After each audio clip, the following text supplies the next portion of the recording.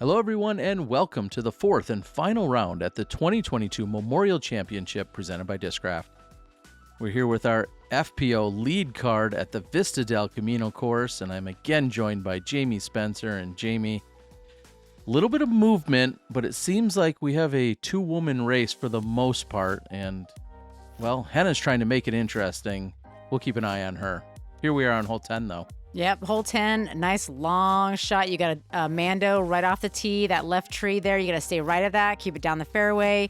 Again, this one is a par 4. It's a hard par 4 for some, but I think these girls are going to make it look easy. Setting up nicely is a left-handed tee shot. I like it. Because she can do just that, exactly. Put her in a nice spot for that second shot, getting down the fairway. Look at a birdie. Ooh, I like this too.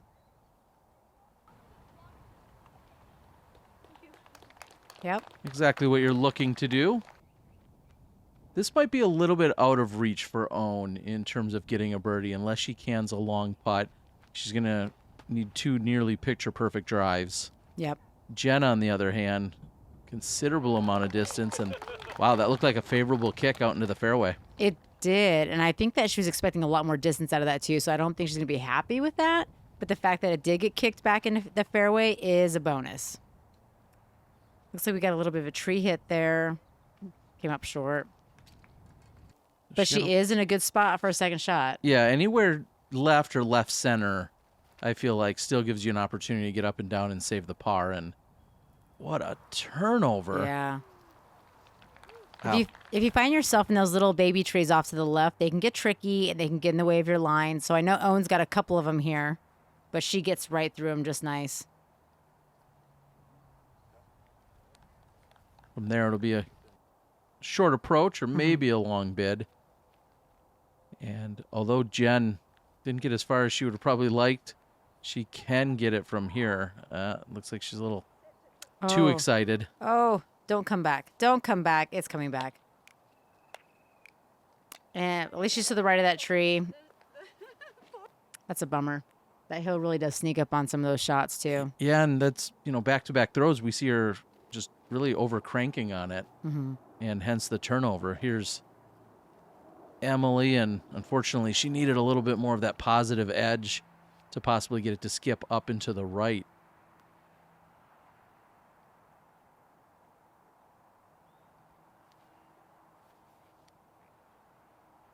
Oh, she's going to like this. Yeah. Nice.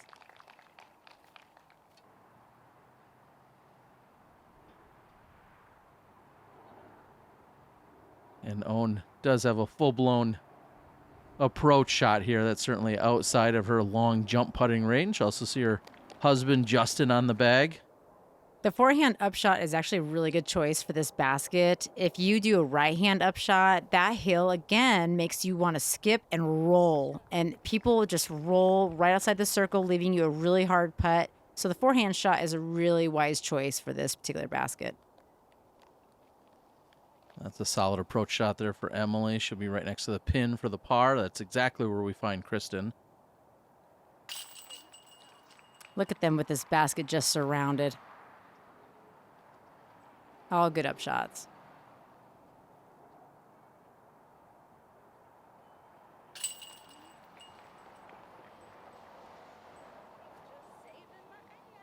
I'm going to confirm with PDGA.com and see just how difficult this hole played today. Unfortunately, 0 birdies were rendered, and it played at 4.2. Sometimes pars are good. Yeah. This one's not a bad one to walk away with the par. It makes you feel good, actually, because it is tricky. Now we head over to hole number 11. This plays from a little bit shorter of a tee pad than what you see from the MPO side at 543, and feels like a broken record, but there's danger everywhere. There is danger everywhere. You've got OB up on the high right. You have multiple Mando trees on the left-hand side, so you need to stay right of those. But then again, this ground is so skippy. So you throw a really stable driver that gets too much of a skip, and it's just gone. I'm liking how this is looking. This is going to set her up for a really nice second shot. Yeah, both holes 10 and 11, I feel, favor the lefty. There's not a lot Yeah. of holes out here that do necessarily, but 10 and 11 certainly can for the lefty backhand thrower. Or Ohn with an amazing forehand shot like that. Put it right out in the middle.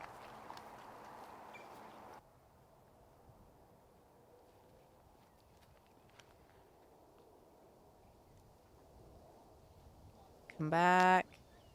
Oh, come on. Oh, it tried. It's out of bounds.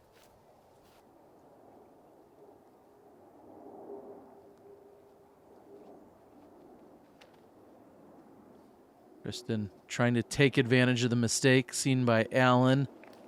Great shot. A little low, but man, it kept going, and then it got a little slide, so perfect.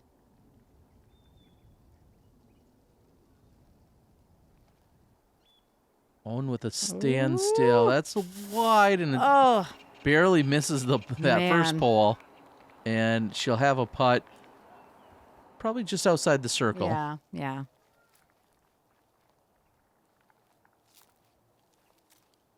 Again, another hole that a good forehand upshot would be clutch to have. And that's exactly what Kristin demonstrates there. We're going to see a third forehand by Jen. At some point, she's going to be setting a record here. Yes. She's been working really hard on the forehand, so it's great to see her have the confidence to go after that. And again, that one paid off nicely.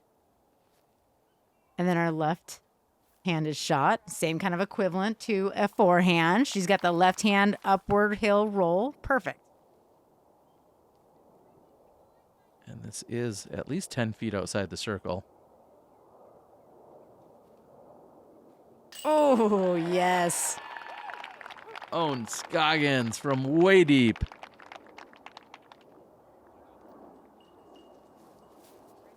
Look at that smile. And you got to love Ohn because whether she's playing poorly or she's playing great, you would really never have any idea. And she's always there as one of the loudest cheerleaders for her other competitors as well. Absolutely. You just absolutely love it. And here's Kristin now trying to get a birdie of her own. Yes. Nice shot. So she'll move to 9 under. Again, trying to pull away from Jen Allen. It's a solid round. Wow.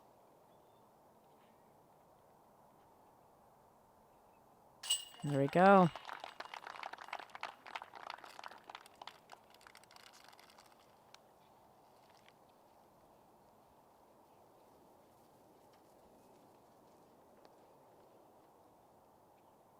I know I talked about it in the front 9. We've seen just about every style of putt possible here by Jen. We see her with the short range turbo putts. I've seen her with straddles. Seen her with her regular staggered. And that one's effective as well. So that's a great par save after the OB stroke. Yep. We're going to head over to hole number 12, also featuring a slightly shorter tee than what we see from the MPO side. This one is still tricky, though. You have that gunite that, man, it just sneaks up on you. And depending upon the wind situation, it can either push you down, pick you up, just toss you all over the place, or it stalls you out and you just don't get the distance. Because we know she's got the arm. She's been showing us this entire round. And that is really painful on that one because she never found herself in bounds. So she'll have to go from the drop zone. Get up there. No.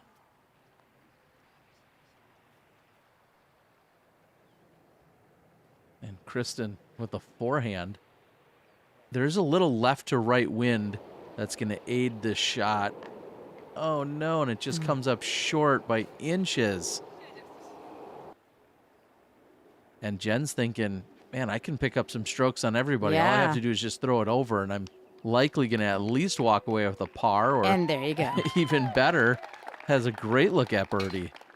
And with Jen's probably a mid-range that she just threw. I don't even think that was a driver. She's just got the power behind that. And then it's so little skip from that, too. So even better. Hit and rolled. Okay. Yeah, I'll call a provision. Okay. Just in case. And such a great decision here. Anytime you're unsure of a ruling, possibly a marking, anytime a spotter comes into play, you always have that opportunity to call a provisional and play it out in multiple there. scenarios. Agreed. Smart, Oh, smart, no. smart. Ugh. She is out of bounds again. Now here's Ohn. She's got the height. I think she's got it. I like this. A little too much. And Yeah. that's the mistake that's commonly had. You certainly don't want to come up short, so sometimes you overjuice it. Yeah. And then next thing you know, you're going to have a long putt from up near the green. Here's Kristin's. That's pushing right and Yeah. makeable for her from there, but Jen, I'm gonna throw. Bring back to you. But right now you're thinking, how many strokes can I afford to lose? Do I do the layup or do I go for that putt with OB in the backside? So she's got a lot of things going in her head right now, I'm sure. meanwhile, Emily just trying to get up on top of the shelf. Oh, there we go. There it is.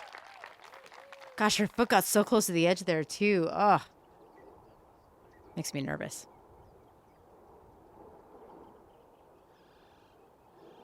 She's going for it.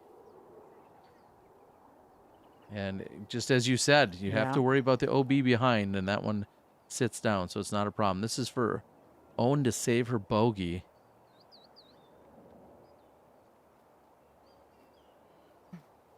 And that's the moment where you want to hit some metal. You just want to hit any kind of metal. Yep. Because if you don't, man, you're looking at potential OB. Beautiful. And she has to be feeling good watching. Not that she wants any of her competitors, of course, to be struggling, but seeing them struggle here. And then she's going to walk away with a 2. Mm-hmm. Man, what a momentum shift for Oh, the yeah. card. Jen momentarily within 3 of Kristin. That's going to change, though. There you go, Ohn.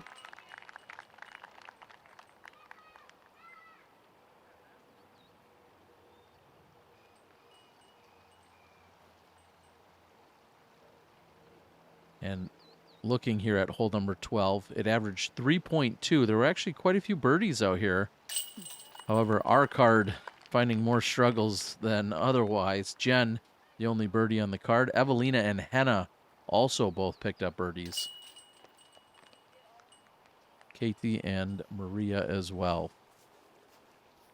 I saw a lot of people choose to go the soft route off to the right to go just for par, keep it dry.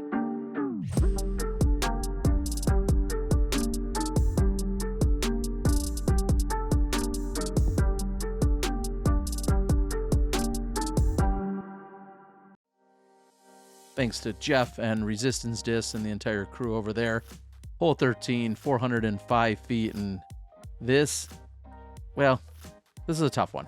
This is a tough one. There is actually a tree that's first one you hit right off the water that actually died this last year. So it makes it a little bit less challenging to a certain degree, but you can still find those trees, find your water. There's out of bounds on your left. Obviously, all the water's out of bounds. Jen's got the arm to get it all the way to that basket. So let's see what happens. Oh, gosh darn it. That's the tree I was just talking about. You see the frustration by Jen. As you said, she's got so much power. She has more routes available to her than most, Yeah. more so than any other women in the field. Another thing you're looking at, too, you can see the Mando on that pine tree right there. You do have to have a shot right of that Mando. So depending upon what you're shooting here, if you get too big of a skip going left, you're going to set yourself up with a really bad second shot. So Kristin right there, she's put herself in a nice position. This is looking good. That's great. Right out in the middle of the open, right down the fairway. And this is something I've seen throughout the years, too, that when you hit that tree and you go out of bounds, sometimes you have this really awkward stance. She can, of course, bring it in the 1 meter, but as you can see, the footing and just concentration of, hey, don't do something silly that puts me in the drink.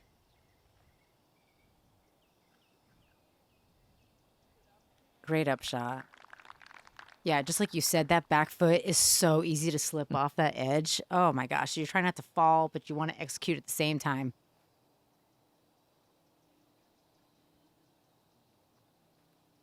So I think she probably wanted that a little more right. Probably didn't want to end up so far left, but we know Ohn can go ahead and clean that up right when she gets up there. This looks good. Yeah, it's Clearly, good up. speed control, so important here. Nice touch. The OB is less than 10 feet behind this Easy. basket. And that grass right there is super skippy too. So you underestimate how much slide or how much skip you get. And next thing you know, you are in the drink, as you say. I say pond, but that's okay. And Ohn cleans it up just like I said. I haven't seen this. Wow, before. you're betting that Ohn makes a good putt. That you're really going on a limb here, Jamie. I'm not a gambler. I'm just going to go for what I see. You can always bet on Ohn. She's so deadly with her putters. Here's Jen. This is for bogey. Yeah.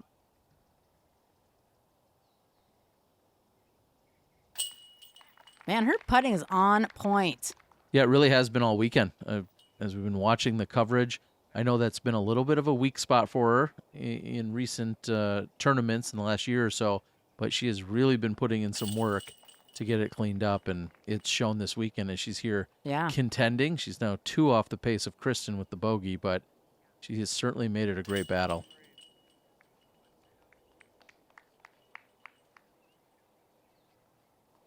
And maybe no surprise that we didn't see any birdies on hole number 13. So we move over to 14, another par 4. Does this one play any easier as a par 4? I would say no. There are double mandos like you saw right off the tee there. You've got an OB line tight on the left-hand side that is unfriendly to a backhand skip. The sidewalk on the right-hand side doesn't tend to come into play too much unless there's a bad headwind. But then you've got that other mando tree further down the fairway. So you got to have a good touch on your drive here because you don't want too much skip. That right there is exactly what you want to do.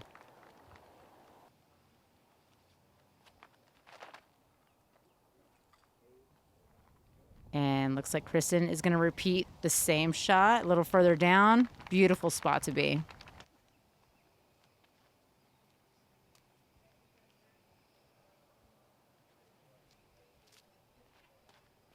Emily's might challenge. Nope, I forgot about that mando tree. Honestly, I was gonna say she might challenge the left side OB, but she's forced to stay inside of the mando tree, and that turns out to be a great drive in the middle of the fairway. Jen gonna try and rely on that low power skip shot, and it's exactly what it does. Yeah, that was a great shot.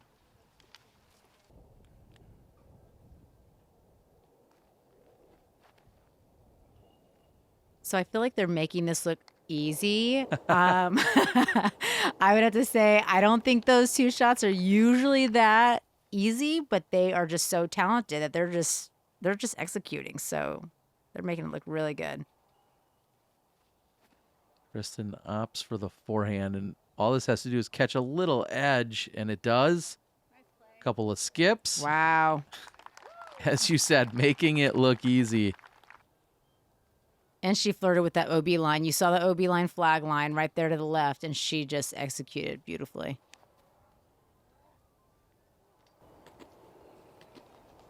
I think I heard a little grunt from Emily right there. Sounded like some frustration. Yeah. A little low release, I think, is what she was thinking. Wanted to get a little more length out of it. And Jen just has a standstill approach. After catching a little bit of the trees, she's still left with a birdie putt. Here's Emily for birdie.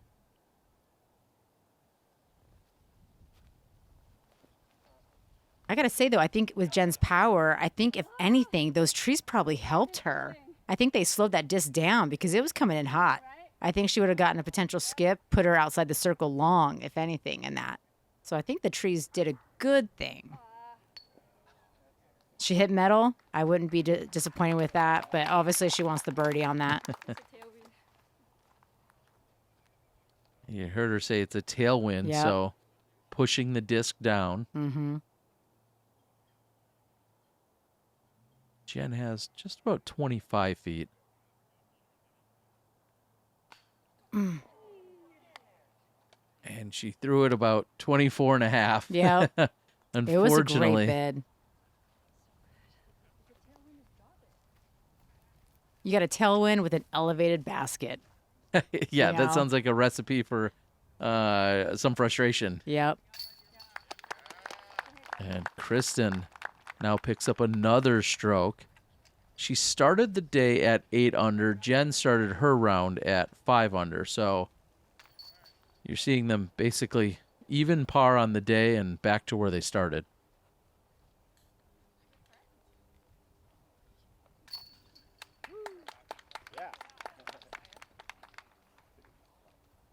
Off in the distance, that actually is the basket of hole 5 that you see some other competitors putting at. So 5 and 6 kind of come in on the green there.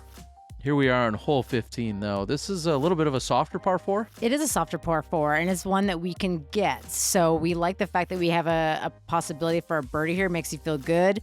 You just have to have a good, solid drive with a stable finish.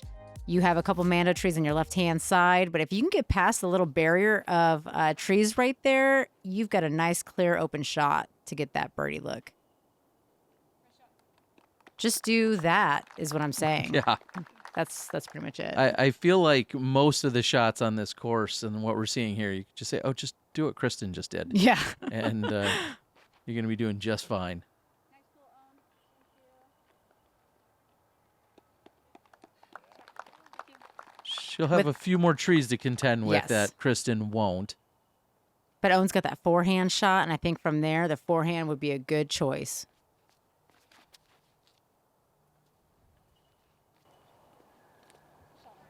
That's going to be good, too. From all these positions so far, they've got a look. You can still walk away with a birdie with those looks.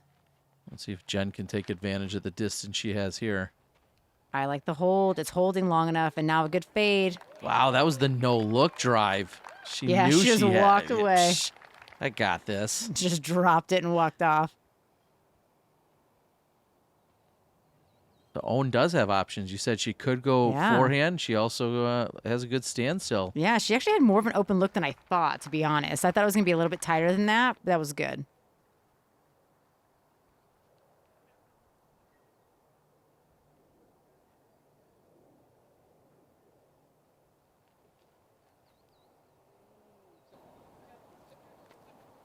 And again, this is one of those baskets inside the circle, super skippy. Nothing to grab onto your disc for you. Yeah, it's really basically dirt around that basket, Yeah. isn't it? It's Yeah. not even grass once you get really close to it. So knowing where you want to hit, where you want to land, and then playing to the basket as opposed to playing at the basket and going past. Yep.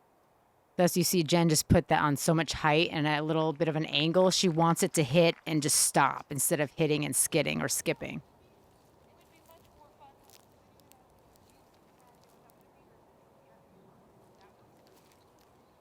Oh, wow. Great putt. I was thinking about the concentration in which, you know, there's probably inevitably somebody making a little movement somewhere behind the basket. She was focused and cashed it in. That was a solid putt.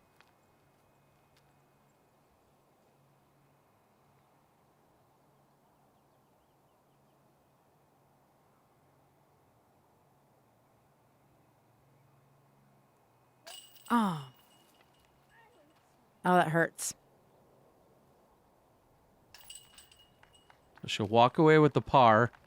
Also, interesting note, there were 0 bogeys on this hole today. They were all pars and birdies. Well, that's good. So this played actually as the easiest hole relative to par, and I think our lead card is showing just that.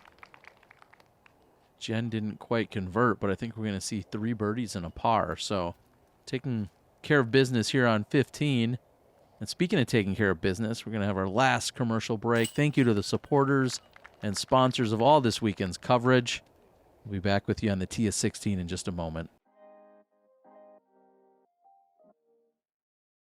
Hey, what's up, Plastic Addicts? This is Johnny here. I'm the owner of Plastic Addicts Disc Golf Supplies, the largest vendor in the state of Illinois, over 10,000 items in stock, available both in the store and on our website.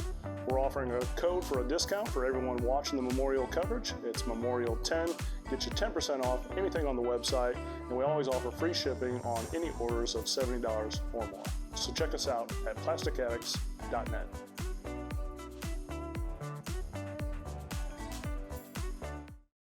Appreciate you, Johnny. And now just 3 holes left to play. What are they going to do on 16?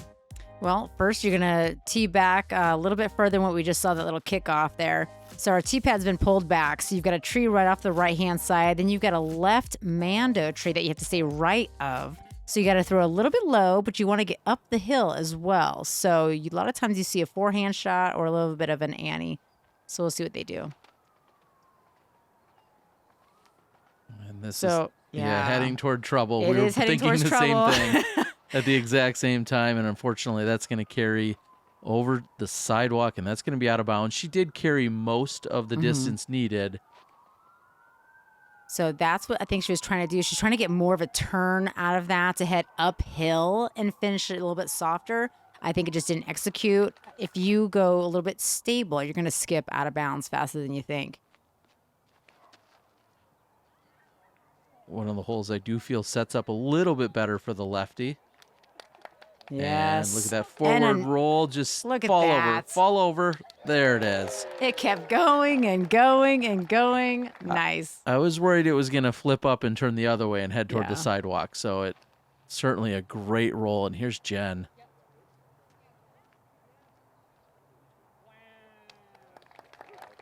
Just like the person in the crowd said, wow. Yeah, not a lot of women can throw with that accuracy to that distance. And Jen's looking at a birdie. Oh, Nice shot. pitch it up. She's looking at the par. This is a big decision for Kristin, because if you hit any metal, there's a good chance it can get up and roll back at you and even find the out of bounds. So we'll see if she's actually going for the basket or just pitching it up.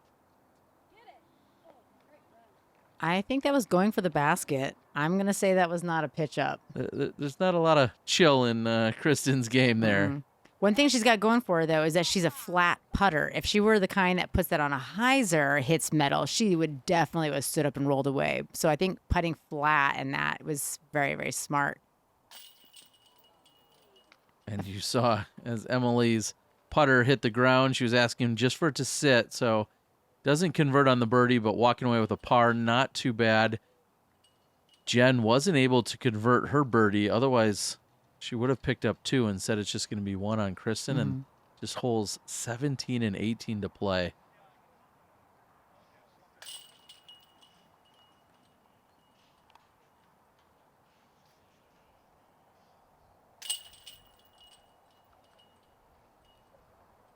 Kristin back to even on the round, and as we said, has a 3-stroke advantage on Jen, and that's where they started the day. 3-stroke difference. So we head over to hole 17. This feels like a must get.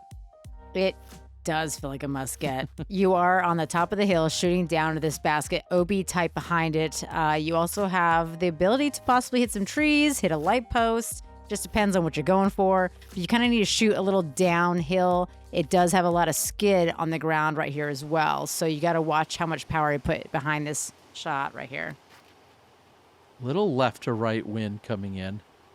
Ohn trying to push it over.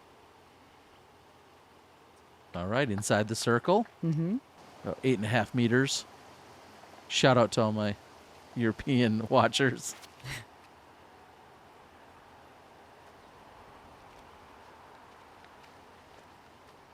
So sometimes you find people will shoot a little short because they're anticipating a potential slide or a skip and they don't want to go out of bounds. So I think that's what we're just seeing right there.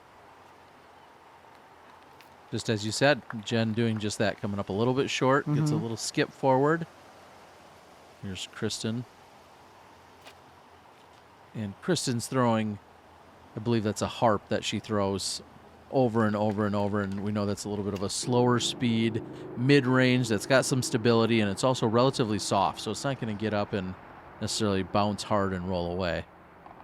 Now that's a scary putt right there. So you've got an elevated basket on a hillside with OB tight right behind it. Again, all you're hoping for is either put it in or hit metal.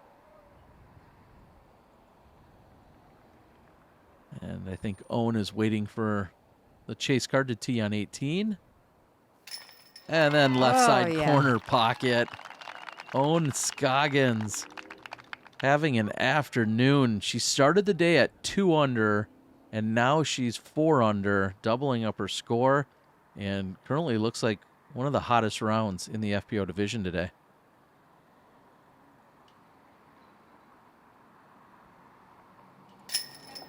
Nice putt. Looks like she was right about circle's edge from what I can see there. A little bit of paint I can see to the right of her, so I think she's just inside. That was a great putt. So Jen's going to try to answer right here. She's going to need it. And she does. Oh, she didn't think she had it. She thought that was left.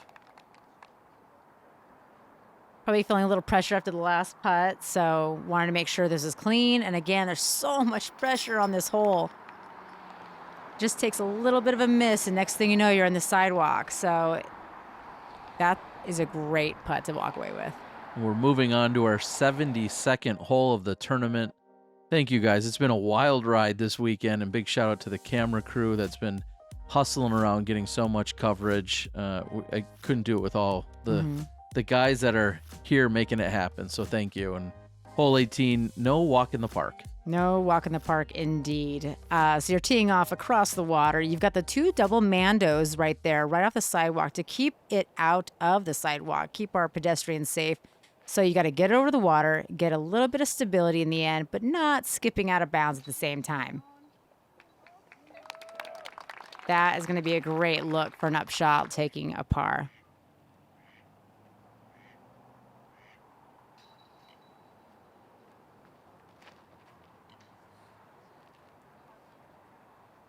It's looking good.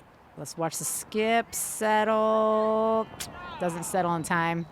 Again, super skippy grass on this hole too. Yeah, and unfortunately, that looks like almost a carbon copy of what we saw her do in round number 3 out here. And now here's Kristin. She's got yeah. And after seeing what Jen had done, I don't think there was a whole lot of pressure on her. Jen had, is going to pick up the penalty stroke. Kristin has a comfortable lead. And so I think Kristin was a little bit more aggressive with that, knowing, hey, even if I match her with a bogey or whatever it might be, I'm not too worried about it. And Ohn. Beautiful. She's going to walk away with that 2 under on the round. Another great upshot. So Kristin taking it from the drop zone. Great layup.